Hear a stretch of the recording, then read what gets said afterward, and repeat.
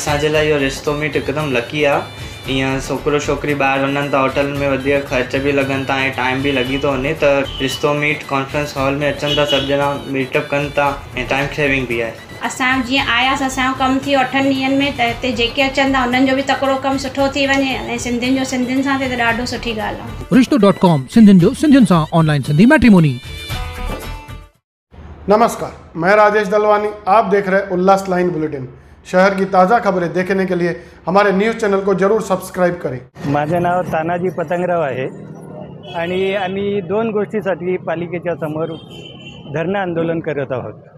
त्यातली पहिली एक मागणी आमची की 7 पेचा जो डिफरन्स आहे त्याच्यात पेन्शन, ग्रॅज्युटी, लिव्ह इनकॅशमेंट या ज्या रकमा आहेत त्या आम्हाला 6व्या वेतन आयोगाप्रमाणे दिलेल्या आहेत। आमच्या नंतर जे सेवानिवृत्त झाले 2021 पासून त्यांना 7व्या वेतन आयोगाप्रमाणे पेन्शन, ग्रॅज्युटी, लिव्ह इनकॅशमेंट या रकमा दिले गेलेले।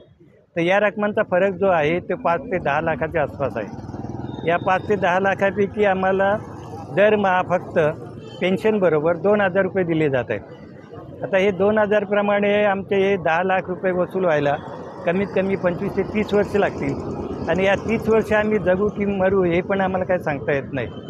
तर आमच्या नंतर समजा आमचा मृत्यू झाल्यानंतर हे पैसे आमच्या घरवाल्यांना मिळाले ते आम्ही हयात असताना आम्हाला मिळाले तर ते अधिक चांगलं होईल, कारण आता आम्ही 65 ते 70च्या दरम्यान आहोत।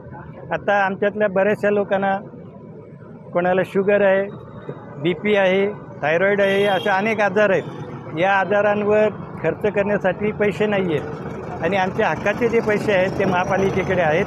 महापालिका आम्हाला ते पैसे देत नाही। महापालिकेशी गेल्या 4 वर्षापासून आमचा पत्रव्यवहार चालू आहे। माननीय मुख्यमंत्र्यांपर्यंत आम्ही पत्रव्यवहार केलेला आहे, परंतु आम्हाला अपेक्षित प्रतिसाद मिळालेला नाही आहे। महापालिकेकडेही आम्ही बराच पत्रव्यवहार केला, महापालिकेकडून अपेक्षित प्रतिसाद मिळाला नाही। कोणत्या साली रिटायर झाले? मी 2020मध्ये रिटायर झालो। मी वरिष्ठ लिपिक तथा टॅक्स इन्स्पेक्टर म्हणून कार्यरत होतो। 2020ला मी रिटायर झालो आणि आता याच्यातले बहुतांश लोक जे आहेत ते 2016 ते 2020-21 पर्यंत त्या दरम्यातले आहेत आणि या सगळ्यांचे 8-10 लाख रुपये महापालिकेकडे येणं बाकी आहे आणि त्यातनं फक्त 2,000 रुपये दिले जात आहेत। तर हे 2,000 रुपये आम्हाला नको आहेत। आमचे हक्काचे पैसे जे आमच्या स्वतःच्या कष्टाचे पैसे आहेत ते आम्हाला मिळाले पाहिजे, ही आमची मागणी आहे। आणि या मागणीसाठी आम्ही बरेच निवेदनं दिलीत आयुक्तांना, अतिरिक्त आयुक्तांना, त्याच्याबरोबर आमच्या थोड्याफार चर्चाही झाल्यात, पण त्या चर्चेतनं समाधानकारक असे आम्हाला कुठलाही रिस्पॉन्स त्यांनी प्रतिसाद दिलेला नाही आहे। म्हणून आजपासून आम्ही 2 दिवस धरणे आंदोलन करतो आहे। या धरणे आंदोलनामध्ये जर अपेक्षित आम्हाला जर प्रतिसाद मिळाला नाही तर 23 तारखेपासून आमरण उपोषणाला बसण्याची आमची तयारी आहे। महापालिकेचे रिटायर कर्मचारी सोबत तुम्ही बसलेले, नेमकं काय म्हणतो हा लेबर राईट्स काय म्हणतो? कसं आहे, याच जागेवरती आपण कंत्राटी कामगारांसाठी आंदोलन केलं होतं। आज आपण सेवानिवृत्त जे कर्मचारी आहेत त्यांच्यासाठी आंदोलन करतो आहे। याचं कारण काय, तर उल्हासनगर महानगरपालिकेचं जे प्रशासन आहे ते कंत्राटी कामगारांना आणि सेवानिवृत्त कर्मचाऱ्यांना एकसारखीच वागणूक देतं, एकसारखं समजतं आहे। मुळामध्ये कुठल्याही सेवानिवृत्त माणसाचे त्याची जी काही देणी असतील, त्याचं पेन्शन असेल, ग्रॅच्युटी असेल, जेवढी त्याची देणी आहेत ती रिटायर्ड झाल्याबरोबर तातडीने दिली गेली पाहिजेत, असं निवृत्तीवेतन नियमांमध्ये सुद्धा तरतूद आहे। शासनाचे त्या संदर्भातले निर्णय आहेत। हायकोर्ट, सुप्रीम कोर्टाच्या ह्या संदर्भामध्ये आदेश आहेत की सेवानिवृत्ती पश्चात जेवढी देणी असतील ती त्या कर्मचाऱ्यांना ताबडतोब दिली पाहिजेत आणि जर ती देता नाही आली तर त्यांचं रिटायरमेंटच्या तारखेपासून व्याज दिलं पाहिजे। अशा प्रकारच्या तरतुदी असताना उल्हासनगर महानगरपालिकेचं जे प्रशासन आहे ते नेहमीप्रमाणे जणू काही आम्हाला कुठलेच नियम, कायदे हे काही लागू होत नाही, हे जे त्यांचं जे धोरण आहे त्या धोरणाविरुद्ध ही लढाई आहे। जेव्हा नियम कायद्यांचा भंग येतो तिथे कायद्याने बघा लोक चळवळ आपलं पाऊल तिथे टाकते। हे कर्मचारी शांतपणे आपला फॉलोअप करत होते। 4-5 वर्ष त्यांना कुठली दाद न मिळाल्यामुळे त्यांनी कायद्याने बघा लोक चळवळीकडे हा प्रश्न मांडला आणि कायद्याने बघा लोक चळवळीची जी लेबर राईट्स जी युनियन आहे आपली त्याच्या माध्यमातून आपण यांना पत्रव्यवहार केला, अधिकाऱ्यांशी बोललो. अगदी आयुक्त नवीन आलेले जे आहेत विकास ढाकणे, त्यांच्यासोबतसुद्धा माझं बोलणं झालेलं आहे, त्यांच्याशी चर्चा झालेली आहे. पण ते एकच कारण सांगतायत की आमची आर्थिक परिस्थिती खराब आहे. मी या शहरातला नागरिक आहे, सामाजिक कार्यकर्ता. इथे मी बघतो आहे महापालिका प्रचंड आर्थिक उधळपट्टी करते. आपण बघितलं की माझ्यासोबत इथे आता आंदोलनामध्ये ॲडव्होकेट स्वप्नील पाटील आहेत, त्यांनी एक प्रकरण दिव्यांगांच्या डिपार्टमेंटचं काढलं आहे. 1000ची अंधांची काठी ही 12,000ला या महापालिकेने खरेदी केलेली आहे. जर 1000ची काठी जी महापालिका 12,000ला खरेदी करू शकते, तिची आर्थिक परिस्थिती गरीब कशी काय असेल ती महानगरपालिका. अनावश्यक कामं प्रचंड होत आहेत PWDमध्ये, प्रचंड पैशांची उधळपट्टी सुरू आहे. मी तुम्हाला अगदी ताजं उदाहरण देतो की आता मुख्यमंत्र्यांच्या सभेला ज्या सगळ्या महिलांना घेऊन जाणार आहेत, त्याचा बसेसचा आणि नाश्त्याचा खर्च पण महानगरपालिका करणार आहे. तुम्हाला राजकारण करण्यासाठी तुमच्याकडे पैसे आहेत, ठेकेदारांची बिलं देण्यासाठी पैसे आहेत. फक्त जिथे रिटायर्ड माणसाचा प्रश्न येतो, जी त्याची गरज आहे आणि माणसांनी प्लॅन केलेला असतो की मी आता 2 महिन्यांनी रिटायर होणार आहे, तर मला एवढे पैसे मिळणार आहेत, तर मुलीचं लग्न करीन, काहीतरी इन्व्हेस्टमेंट करीन, गावाला जाईन, या सगळ्या स्वप्नांचा चकनाचूर या उल्हासनगर महानगरपालिकेने केलेला आहे. आणि ते एकटे पडू नयेत म्हणून कायद्याने बघा, लोक चळवळ असेल, प्रहार जनशक्ती पक्ष असेल, राष्ट्रकल्याण पक्ष असेल, पार्टी असेल, हे सगळे आम्ही लोक जे आहोत ह्याच्यामध्ये ह्या कर्मचाऱ्यांच्या सोबत आम्ही उतरलेलो आहोत, ते कुठेही एकटे पडू नयेत म्हणून.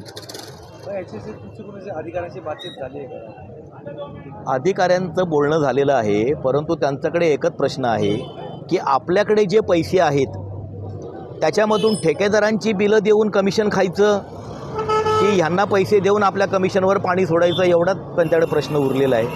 याचं जेव्हा ते उत्तर शोधतील तेव्हा यांचा प्रश्न सुटेल.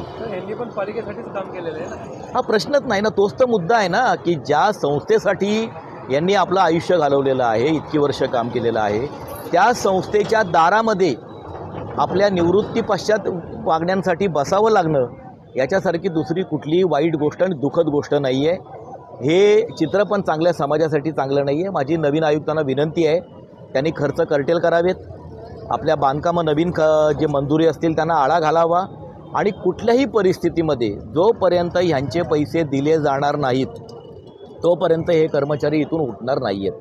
आणखी एक महत्त्वाचा मुद्दा मला मांडायचा आहे की या महापालिकेचं एक धोरण आहे, जर सेवानिवृत्त कर्मचाऱ्यांपैकी कोणी जर मयत पावलं तर त्याच्या कुटुंबाला ते सगळी रक्कम एकरकमी द्यायला तयार आहेत. त्यांनी निर्णय घेतलेला आहे. त्यामुळे ह्या कर्मचाऱ्यांनी पण निर्णय घेतला की जिवंत माणसाला जर देत नसतील तर समजा इथे बेमुदत उपोषणाला बसायचं. आम्ही आता लेंगरेकरांना सांगितलं की सगळे लोक आमचे अन्न पाणी सोडून बसतील, जसा जसा एक एक कर्मचारी दगावेल तसं तसं तुम्ही त्याच्या कुटुंबाला एक रकमी पैसे द्या.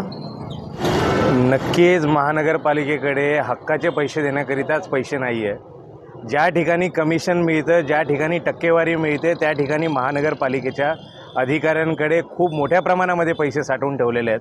परंतु ज्या ठिकाणी रक्ताचं पाणी करून आयुष्यभर आपलं अमूल्य वेळ ह्या महानगरपालिकेकरिता देणाऱ्या कर्मचारी अधिकारी वर्गाकरिता निवृत्तीनंतर जर त्यांचे पैसे देण्याकरिता जर महानगरपालिकेकडे पैसे नसतील तर याच्याहून गंभीर बाब कोणती नाही आहे. आत्ताच मुळामध्ये आम्ही काही दिवसापूर्वी एक दिव्यांग साहित्य प्रकरणी घोटाळा काढलेला आहे, ज्यामध्ये दिव्यांगांकरिता साहित्य घेतलं गेलं, ज्या साहित्यांची किंमत आपल्या लोकल मार्केटमध्ये जर तुम्ही बघितलं तर 400 ते 1200 रुपयामध्ये एक छडी उपलब्ध होते.